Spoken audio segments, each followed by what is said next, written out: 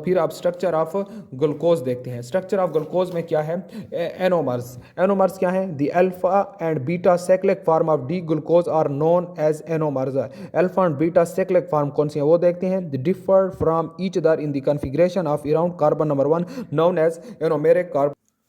अब हमारे पास जो एनोमर्स, जिसकी हम कहते हैं कि alpha and beta cyclic form of D glucose are known as anomers, ठीक है। ये अल्फा डी ग्लूकोज है और ये बीटा डी ग्लूकोज है, ठीक है। इससे पहले सबसे पहले तो ये साइक्लिक फॉर्म थी, तो हमने जो पढ़ी थी उस फॉर्म्स को ड्रा करते हैं कि उसकी बेस पे हम किस तरह ये डिसाइड करते हैं कि ये अल्फा डी ग्लूकोज होगा या बीटा डी ग्लूकोज होगा। तो सबसे पहले जो स्ट्रक्चर थी, यहाँ पर मैं आम स्ट्रक्चर ड्रा करता हूँ जो यूजुअली हम बुक्स में देखते हैं। तो ये 1 2 3 4 और ये 5 और ये 6 हो गया, ठीक। यहाँ पर हमारे पास क्या होता है, मोस्टली ऑक्सीजन होता है, ठीक। जब इस कार्बन ने एक और हाइड्रोजन के साथ अटैच होना होता है, यहाँ पर OH अटैच होगा, ठीक हो गया। और फिर क्या होता है, यहाँ पर H अटैच हो जाएगा, यहाँ पर भी OH अटैच हो जाएगा, यहाँ पर OH हो जाएगा, और यहाँ पर क्या होता है कि यहाँ पर H2OH हो गया। अब क्या हो गया, यहाँ पर H आ जाएगा, यहाँ पर OH आएगा, यहाँ पर H आ जाएगा, यहाँ पर H आ जाएगा, ठीक। तो ये इस तरह एक स्ट्रक्चर थी, ये आम नॉर्मल ग्लूकोज की थी, ठीक हो गया। ये एक ग्लूकोज की थी, ठीक। और इसमें क्या था, ये एक डी ग्लूकोज है। अब क्या हो गया, अब हम क्या करते हैं कि अब हम वो स्ट्रक्चर करते हैं जिसकी वजह से हम कहते हैं कि अल्फ़ा डी ग्लूकोज है, ठीक है। अल्फ़ा डी ग्लूकोज में किस तरह होता है, यहाँ पर ये C है, ठीक हो गया, ये दूसरा C, ये तीसरा C, ये चौथा C, और ये पांचवा और ये छठा, ठीक हो गया। और ये जो कार्बन नंबर 1 है इसको एनोमेरिक कार्बन कहते हैं, ठीक। तो अब हम एनोमेरिक कार्बन की तरफ जाएंगे, क्योंकि एनोमर्स उसको कहते हैं जो अल्फा डी ग्लूकोज होते हैं और बीटा डी ग्लूकोज होते हैं और साइक्लिक फॉर्म में होते हैं। तो यहाँ पर क्या हो गया, यहाँ पर ऑक्सीजन था, ठीक। ये एक ऑक्सीजन था, और यहाँ पर क्या है, यहाँ पर हाइड्रोजन था, यहाँ पर हाइड्रॉक्सिल ग्रुप अटैच है और यहाँ पर H अटैच है, और यहाँ पर क्या है कि यहाँ पर भी हाइड्रॉक्सिल ग्रुप अटैच है, और यहाँ पर हाइड्रॉक्सिल ग्रुप बाद में ड्रा करते हैं, ठीक हो गया। यहाँ पर एक हाइड्रॉक्सिल ग्रुप और यहाँ पर एक H अटैच हो गया। यहाँ पर क्या है, CH2OH, ठीक। यहाँ पर क्या था, एक यहाँ पर मैं ड्रा कर देता हूँ H, ये कार्बन नंबर 1 है, ये कार्बन नंबर 2 है, ये कार्बन नंबर 3, ये 4, ये 5 और ये 6। अब कार्बन नंबर 1 और कार्बन नंबर 5 ने एक दूसरे के साथ मिलना है, ठीक हो गया। तो अब कार्बन नंबर जो यहाँ पर था, यहाँ पर एक हाइड्रॉक्सिल ग्रुप है, क्या है, हाइड्रॉक्सिल ग्रुप, यहाँ का ये हाइड्रॉक्सिल ग्रुप है। तो ये क्या करेगा, यहाँ पर ये डबल बॉन्ड बना हुआ है, तो पूरी स्ट्रक्चर इस तरह है, ये इस स्ट्रक्चर के साथ ये जो H है ये इस ऑक्सीजन को दे देगा, ठीक हो गया, इस ऑक्सीजन को। तो ये जो बॉन्ड है इस कार्बन के साथ ये ऑक्सीजन का ख़त्म हो जाएगा। ये जब बॉन्ड ख़त्म हो जाएगा तो ऑक्सीजन ने तो 2 बॉन्ड बनाने थे, तो ये उसको हाइड्रोजन दे देगा। अब इस ऑक्सीजन ने भी एक बॉन्ड बनाना है और इस कार्बन ने भी एक बॉन्ड बनाना है, तो ये आपस में बॉन्ड बना लेंगे। तो मैं इसको यूँ ड्रा कर लेता हूँ कि ये ऑक्सीजन और हाइड्रोजन, ये हाइड्रोजन उसके साथ मिल जाएगा और ये कार्बन क्या करेगा, एक बॉन्ड बना लेगा ऑक्सीजन के साथ, ये इसके ऑक्सीजन के साथ, ठीक हो गया। तो ये इसने बॉन्ड बना लिया। अब क्या हो गया, ये जो कार्बन नंबर 1 है और कार्बन नंबर 6 है, ठीक है, कार्बन नंबर 1 और कार्बन नंबर 6 है, ये यहाँ पर ये जो है ये हाइड्रॉक्सिल ग्रुप और ये हाइड्रॉक्सिल ग्रुप जो है ये सेम साइड पे हैं, किस पे हैं, सेम साइड पे हैं। तो इस वजह से इसको अल्फा डी ग्लूकोज कहते हैं, ये सेम साइड पे हैं। यहाँ पर हमारे पास जो स्ट्रक्चर बनी कि ये जो अल्फा डी ग्लूकोज है, ये देख लेते हैं, ये पूरी स्ट्रक्चर है, ठीक हो गया। ये फर्स्ट हमारे पास ऑक्सीजन है, ठीक, ये फर्स्ट ऑक्सीजन हो गई। फिर हमारे पास बाकी स्ट्रक्चर को आप देख लें, तो इस स्ट्रक्चर में ये देखें कि बाकी स्ट्रक्चर ये जो है ये यहाँ पर ये देख लें, ये इसको देख लें, ये बिल्कुल सेम है, ठीक है, सिर्फ चेंजेस यहाँ पर आई हुई हैं, ठीक हो गया। यहाँ पर तो जब ये नीचे की तरफ यहाँ पर शो हो रहा है तो अल्फा डी ग्लूकोज और जब ऊपर की तरफ तो बीटा डी ग्लूकोज। लेकिन स्ट्रक्चरली जब देखते हैं कि जब ये इस तरह की स्ट्रक्चर हो तो आपको कहे कि इससे अल्फा डी ग्लूकोज बनेगा या बीटा डी, तो आप कहेंगे कि हाइड्रॉक्सिल ग्रुप सेम साइड पे आ रहे हैं तो अल्फा डी ग्लूकोज हो। बीटा डी ग्लूकोज में किस तरह होगा उसको देख लेते हैं, ठीक है। तो सबसे पहले स्ट्रक्चर ड्रा करते हैं। स्ट्रक्चर अभी ये मैंने एक स्ट्रक्चर ड्रा किया है, ठीक। इसमें क्या है कि ऑक्सीजन यहाँ पर है और हाइड्रॉक्सिल ग्रुप, ये कार्बन नंबर 1 है, ये 2 3 4 5 और 6 तो क्या है कि कार्बन नंबर 5 और 1 का जो यहाँ पर ये ऑक्सीजन है और यहाँ पर ये हाइड्रॉक्सिल ग्रुप एक दूसरे के अपोजिट साइड पे हैं, ठीक है। तो यहाँ पर क्या करेंगे कि ये एक हाइड्रोजन इसको दे देगा, तो ये हाइड्रोजन इसके साथ अटैच हो जाएगा, तो इसका ये डबल बॉन्ड सिंगल में कन्वर्ट हो जाएगा। तो इस कार्बन ने एक और बॉन्ड बनाना है, यहाँ पर एक ऑक्सीजन यहाँ पर रह जाएगा, तो इसके एक ऑक्सीजन के साथ, ठीक हो गया। तो ये स्ट्रक्चर जो होती है ये फिर बनाती है बीटा डी ग्लूकोज, ठीक हो गया।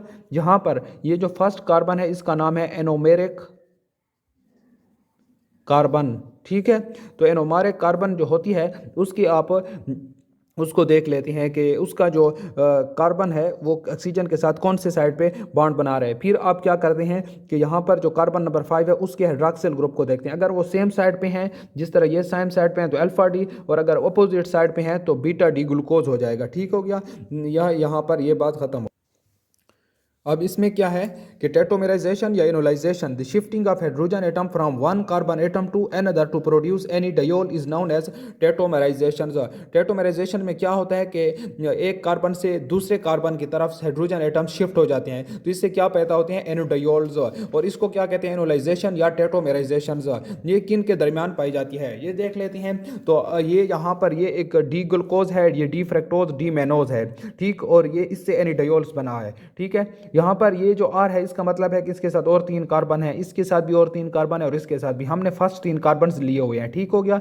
अब क्या है, अब इसमें क्या है कि यहाँ पर ये कार्बन फर्स्ट और सेकंड और थर्ड इनको हमने देखना है। यहाँ पर फर्स्ट सेकंड और थर्ड हैं, और फर्स्ट सेकंड थर्ड और फर्स्ट सेकंड थर्ड। पहले ग्लूकोज और डी ग्लूकोज और एनिडायोल्स को देखेंगे, ठीक है, क्योंकि इससे एनिडायोल्स प्रोड्यूस होते हैं टेट्रोमेराइजेशन से। तो यहाँ पर क्या है कि ये फर्स्ट कार्बन के साथ एक ऑक्सीजन है और एक हाइड्रोजन है। यहाँ पर फर्स्ट कार्बन के साथ क्या है, हाइड्रॉक्सिल ग्रुप है और हाइड्रोजन है।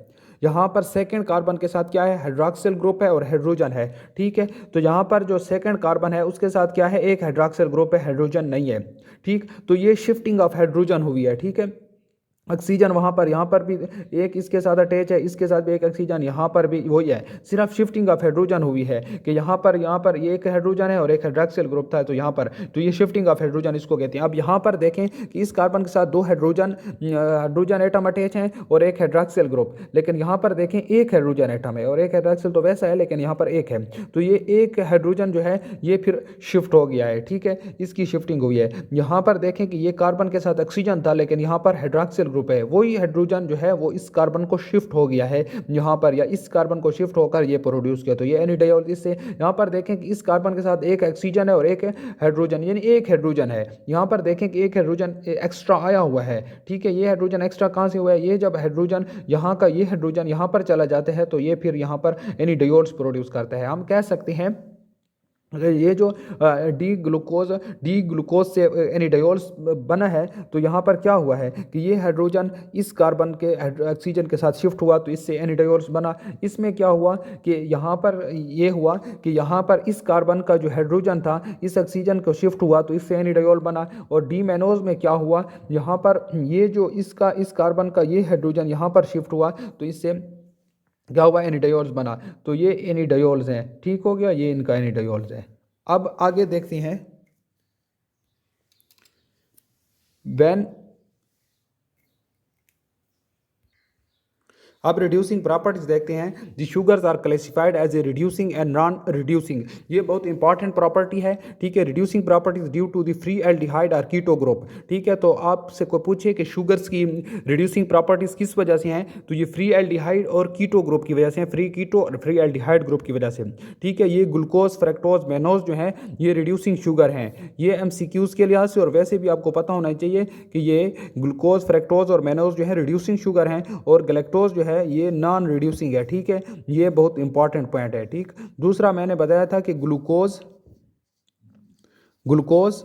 ग्लैक्टोजो, ठीक है, ग्लैक्टोजो, इसमें क्या है, एल्डिहाइड ग्रुप है, एल्डिहाइड। और फ्रक्टोज जो है इसमें कीटो ग्रुप है, तो ये आपको पता होना चाहिए। और रिड्यूसिंग और नॉन रिड्यूसिंग का भी पता होना चाहिए, ठीक हो गया। तो ये आप ऑक्सीडेशन है, तो ऑक्सीडेशन में क्या है, the terminal aldehyde ketone the terminal alcohol both the groups में बी ऑक्सीडाइज्ड, या तो टर्मिनल अल्डिहाइड या टर्मिनल कीटोन जो होता है, ठीक है, कीटोन ग्रुप, या टर्मिनल अल्कोहल जो होती हैं, ठीक है, ये क्या होते हैं, या दोनों ग्रुप्स, ठीक हो गया। दोनों ग्रुप्स यानी एल्डिहाइड और कीटोन में से एक होगा और टर्मिनल अल्कोहल, ये जब होते हैं बोथ ग्रुप्स में भी ऑक्सीडाइज, ये दोनों ऑक्सीडाइज हो जाते हैं। ठीक है, तो ऑक्सीडेशन अगर एल्डिहाइड ग्रुप की ऑक्सीडेशन होगी तो इससे क्या होगा, ग्लूकोनिक एसिड होगा, और अगर ऑक्सीडेशन ऑफ टर्मिनल अल्कोहल होगी तो इससे क्या होगा, ग्लूकोरानिक होगा। तो ये एमसीक्यूज के लिहाज से बहुत इंपॉर्टेंट है कि अगर एल्डिहाइड की ऑक्सीडेशन होगी या कीटोन ग्रुप की ऑक्सीडेशन होगी तो इससे क्या प्रोड्यूस होगा, और अगर टर्मिनल अल्कोहल की होगी तो इससे क्या होगा। तो ये आपको पता होना चाहिए। ठीक है, इसको देख लेते हैं कि किस तरह। अब है रिडक्शन, द एल्डिहाइड और keto group of monosaccharide is reduce to corresponding alcohols. ठीक है, जो एल्डिहाइड और कीटो ग्रुप होता है मोनोसैकेराइड का, ठीक है, जो अब उसकी रिडक्शन होगी तो वो अल्कोहल में हो जाएगा। किस तरह, ये एक ग्रुप है, ठीक है, ये क्या है, ये एक एल्डिहाइड ग्रुप है, CO और फिर इसके साथ एक H भी अटैच है, तो ये एल्डिहाइड ग्रुप है। ठीक है, इसकी जब रिडक्शन हुई, इसके साथ जब क्या हुए, हाइड्रोजन्स ऐड हुए, ठीक है, तो यहाँ पर ये कार्बन, ये क्या हो गया, ये एक अल्कोहल हो गया, तो करस्पॉन्डिंग अल्कोहल बनाया। ठीक है, ग्रुप इस तरह था कि यहाँ पर हाइड्रोजन अटैच था और यहाँ पर ऑक्सीजन था और यहाँ पर R था। ठीक, जब ये बॉन्ड टूट गया तो 2H था, 2H का एक H इसके साथ अटैच हो गया और एक H इसके साथ, तो कार्बन जो थे 2 बॉन्ड बना रहा है और कार्बन 4 बॉन्ड बना रहा है, क्योंकि ठीक है 1 2 3 4 पहले ये ऑक्सीजन के साथ 2 बना रहा था और 2 ये अटैच थे। जब ऑक्सीजन का टूट गया तो इसको एक और हाइड्रोजन की जरूरत थी या किसी और चीज़ की कि उसके साथ एक बॉन्ड बनाया। ऑक्सीजन जो था 2 बॉन्ड बना रहा था कार्बन के साथ, जब एक बॉन्ड इसका कार्बन के साथ टूट गया तो इसको कोई और चीज़ चाहिए थी जिसके साथ एक दूसरा बॉन्ड भी बना था, तो इसने हाइड्रोजन के साथ बना दिया। तो इससे क्या हुआ, OH ग्रुप जो है अल्कोहल के लिए है तो ये अल्कोहल बना दिया। ठीक है, तो कुछ मोनोसैकेराइड्स हैं और उसके कोरस्पॉन्डिंग अल्कोहल्स हैं, जिसमें क्या है, ग्लूकोज दिया गया है, ग्लूकोज। ठीक, ग्लूकोज से क्या बनता है, सर्बिटोल। ठीक, फिर गैलेक्टोज से क्या बनता है, डेल्सीटोल। ठीक, डेल्सीटोल। फिर मेनोज से क्या बनता है, मेनिटोल्स, और फ्रक्टोज से मेनिटोल और सर्बिटोल, और रिबोज से रेबिटोल्स। ये बहुत इंपॉर्टेंट है, ये और ये और ये। ठीक है, ये MCQs के लिहाज से बहुत इंपॉर्टेंट है और इनको याद करना है।